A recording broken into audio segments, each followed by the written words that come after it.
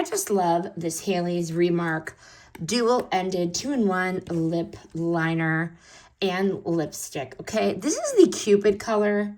Smart, streamlined lip product that immediately feels like it was designed for real life. One sleek stick, okay?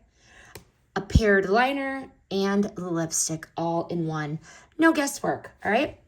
So you got the dual-ended design, genuinely convenient. That's the liner, Cupid color again. And then you have the creamy matte lipstick, just so pretty. So pretty. Love it. And they actually match. Go figure. It's the satin matte formula, okay? Satin matte formula. It feels so comfortable and moisturizing. It is not dry. It is not chalky. And you know why? That's because it has shea butter inside. And this Cupid color is so flattering. It's like a nude pink. Works for everyday wear, but it still looks polished and intentional. I love this.